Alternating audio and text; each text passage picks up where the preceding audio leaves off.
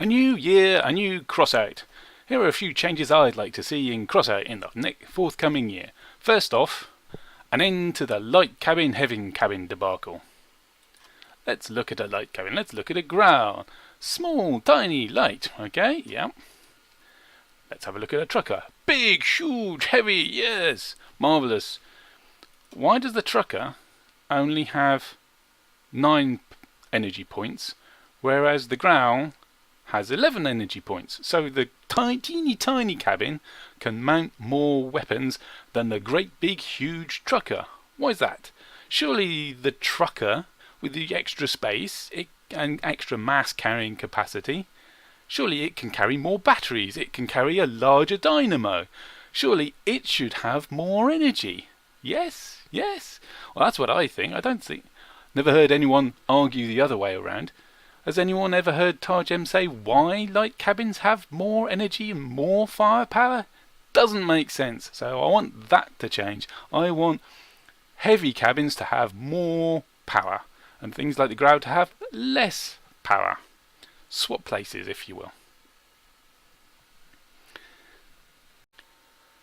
The second change I'd like to see in Crossout involves hovers. Now, I like that there's a fast, agile, not touching the ground sort of vehicle in the game. I think it adds more dimension to the battles, it gives you a lot more scope when you're building your vehicle. All good. But, as things stand at the moment, hover builds are more powerful than ground vehicles. And that's because all that maneuverability and agility is a big advantage in battle. You can get in, take your shot, and get out of trouble before the enemy starts shooting you. You can get away where a land vehicle couldn't, a ground vehicle couldn't. And you can dodge shots. The really slow weapons, you can see them coming and you can change direction and get out of their way. And that's a big advantage. Now, the forthcoming nerf that's been proposed doesn't really do much to offset that benefit of being agile. What's proposed is up the power score of the hovers, which would take it out of the lower power score battles and take it out of the hands of seal clubbers, but they're going to increase the durability of the hover parts. So I think that's just going to lead to flying bunkers again. You'll see hovers, they'll still be using the maneuverability, but they'll pile on the armour. They'll have lots of hovers on there and pile on the armour, and it's just a flying bunker moving around, which I don't see as very interesting. The change to hovers that I'd like to see is that they should keep the maneuverability, but they should pay for that advantage with a big disadvantage, and the big disadvantage should be fewer guns and less durability. They should have less energy, which means less firepower, and less carrying capacity, mass carrying capacity, which means more fragile builds. How to achieve this? Well, we should cut by 75% the mass limit on all the cabins, and then increase the mass limit and tonnage on the wheels, on the tracks, on the Archimedes screws, and on the legs. So the carrying capacity of the vehicle is mostly determined by its movement parts, and the hovers can stay exactly as they are. They don't need to change in this scenario. And combined with change number 1, where the light cabins now have less energy, you've now got, if you go the hover route for your vehicle, for your movement parts, you can't carry as much weight, so that means less structure, so that means less durability. You don't have as much energy, so you can't mount as many guns. So we go to the model where hovers are light and fast and fragile and lack firepower, whereas the ground vehicles are slower, less maneuverable, but they can have a lot more durability and they can have more firepower. That, I feel, would be a suitable disadvantage to offset the maneuverability advantage that hovers give you. Change number 3 in Dangerously Incompetent's new Crossout involves part balancing. These vehicles are identical. apart from this one's got a harvester, and this one's got 3 augers, a couple of blades, and a generator. Which one of these, and then the same, pretty much the same power score. 4213, 4256, that's pretty close. But which of these is more powerful? The augers or the harvesters? Well, it's obvious it's the harvester, isn't it? So the harvester should get hit by the nerf bat. It should have its stat changed and blah blah blah. No, I don't like the nerfing business.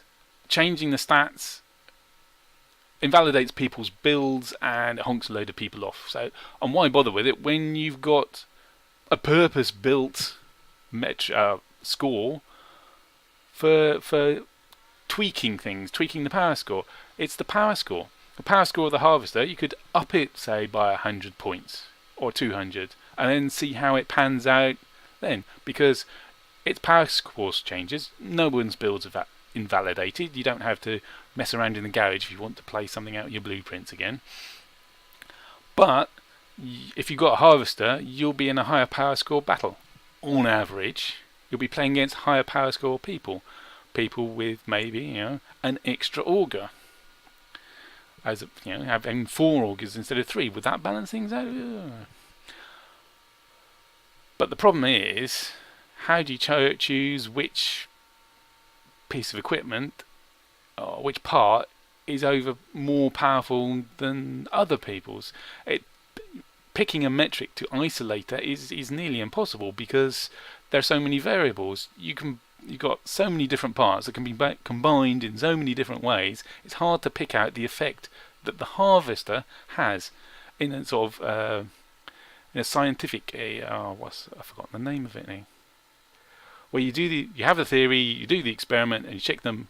An empirical method of determining which parts are more powerful and which parts are less powerful. If you could pick which ones are more powerful, you just tweak the power score a bit and then give it another month to see how things pan out. Because if the power score of your harvester is increased, your power score of your builds increase, so your matchmaking puts you in battles with people with higher power score on average, and you have a harder time of it. Whereas things like the auger, which have had their power score decreased, they get an easier time of it, so they do better, so the part is more powerful, and it balances out that. But I'm rambling a bit. Maybe it's just the perception. Perception's the big thing. So maybe the developers shouldn't bother with the empirical metric thing, because that's going to be really difficult. But they just look at what the community thinks, and if the community is saying harvesters are more powerful, then up the harvester's power score a bit. So I'm not sure about the metric way, but it's definitely changing the power score is the way to go. And the more powerful parts should have their power score increased, and the less powerful, less used parts should have their power score decreased to make them more useful, more powerful in the matches that they're going to be in. Yeah, that's a bit rambly. But on to the next. The last change I'd like to see is a bit more light-hearted, a bit of fun. What Crossout needs is a new brawl. Given all the way people are playing around with their builds to make things that can go everywhere, that can lift people up, that can make bridges to carry across chasms, that you put some skinners on and become Spider-Man build. All that sort of fun, great fun, but it doesn't really work, doesn't do much in the battles, but it deserves its own brawl, I say we need an obstacle course. You score points on how far along the obstacle course you can get in a single build, or maybe we're doing it in team builds, and the score is for how fast you complete the obstacle course. Something like that, something a bit more fun, a bit more. It's a knockout. Yeah, that would be fun. Well, that's it for this video. All that remains is to say Happy New Year!